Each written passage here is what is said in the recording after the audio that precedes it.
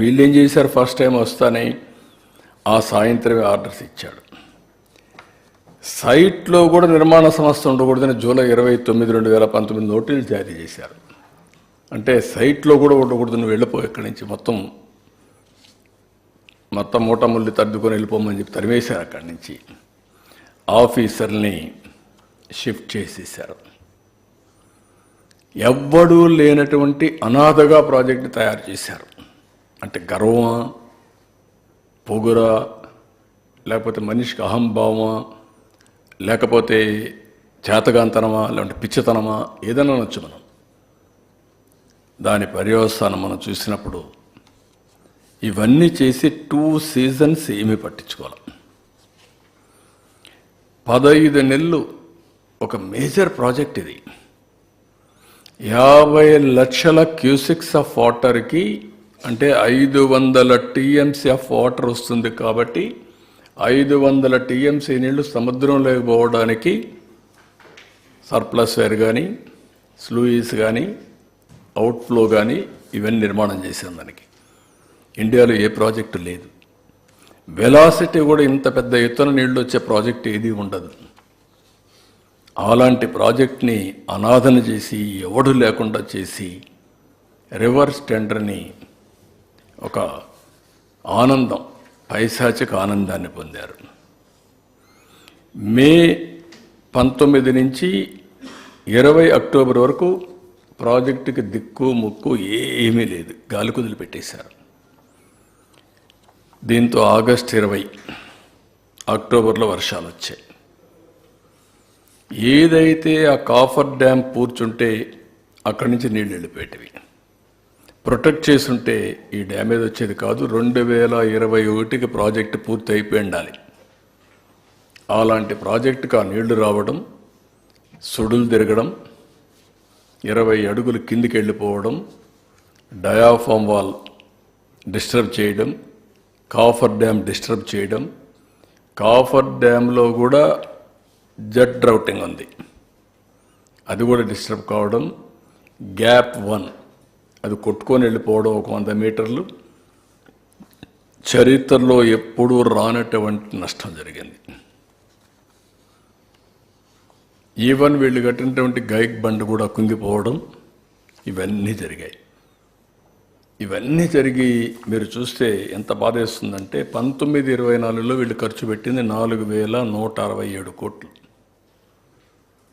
Government of India ఇచ్చింది 8382 కోట్లు. ఆ టైంలో పాత బకాయిలు కూడా ఇచ్చారు. 3325 కోట్లు కాంట్రాక్టర్లకు కూడా డబ్బులు ఇవ్వకుండా ఇప్పుడు పెండింగ్లు పెట్టేసి ఈ డబ్బులు డైవర్ట్ చేసుకున్నారు. అంటే ఎంత బాధ్యతారాహిత్యం, ఎంత నిర్లక్ష్యమో దీన్ని బట్టి అర్థమవుతుంది. అక్కడి నుంచి ప్రాజెక్ట్ ఏమైందో వదిలిపెట్టేశారు. తర్వాత గవర్నమెంట్ ఆఫ్ ఇండియా ఇవన్నీ చూసిన తర్వాత అప్పుడే గవర్నమెంట్ ఆఫ్ ఇండియా 2 సార్లు వార్నింగ్ ఇచ్చారు. ఒకటి, పీపీఏ చాలా స్పష్టంగా ప్రాజెక్టులో మీరు ముందుకెళ్ళొద్దండి, ఓల్డ్ కాంట్రాక్టర్ న్యూ కాంట్రాక్టర్ ఇద్దరి మధ్యలో జవాబుదారీతనం ఎవరి మీద ఫిక్స్ చేయాలనో చేయలేము, వెయిట్ చేయండి, డిస్కస్ చేయండి అని వాళ్ళు చెప్పారు రికార్డ్ చేసి. Polavaram project authority chairman, secretary, water resource ministry ఒక లెటర్ రాశారు. Please kindly wait, we will discuss further and decide. ఈ యొక్క సీరియస్నెస్ మీరు అర్థం చేసుకొని వెయిట్ చేసి తర్వాత చేద్దురంటే వినకుండా వెళ్ళారు. దాని పర్యవసానం మొత్తం ఇది డ్యామేజ్ అయినాక మళ్ళా గవర్నమెంట్ ఆఫ్ ఇండియా ఐఐటి హైదరాబాద్ని పంపించారు. మొత్తం ఇన్వెస్టిగేషన్ చేసి చాలా స్పష్టంగా ఎప్పుడు డ్యామేజ్ అయింది, ఎందుకు డ్యామేజ్ అయింది, అన్ని రీజన్స్ అన్నీ ఎక్స్ప్లెయిన్ చేశారు. దానికి అడ్డదారిలో ఇష్ట ప్రకారం ఆర్గ్యుమెంట్లు పెడుతున్నారు. చేతగాని ఆర్గ్యుమెంట్లన్నీ. ముందు డయాఫామ్ వాళ్ళు ఎందుకు కట్టారు, కట్టలేదు. ఈసీఆర్ఎఫ్ డ్యామ్ ఎందుకు కట్టలేదు, లేకుంటే ఎందుకు కాఫర్ డ్యామ్లన్నీ పూర్తి చేసి నాకు ఎన్ని కట్టచ్చు కదా, అడ్డదుడ్డంగా ఆ రోజు CWC, government of India, government of Andhra Pradesh, engineers అందరూ కూర్చొని ఇవన్నీ కూడా ఈ సీజన్ లోపల పూర్తి చేసుకుంటే నెక్స్ట్ సీజన్కి మిగిలిన పనులు పూర్తి అయిపోయి ప్రాజెక్టు త్వరితగతిన అవుతుందని పెడితే, మీరు చేసిన తప్పుని కప్పిపుచ్చుకోవడానికి ఇష్టానుసారంగా తప్పుడు సమాచారం ఇచ్చి ఇష్టానుసారంగా ముందుకు పోయే పరిస్థితికి వచ్చారు.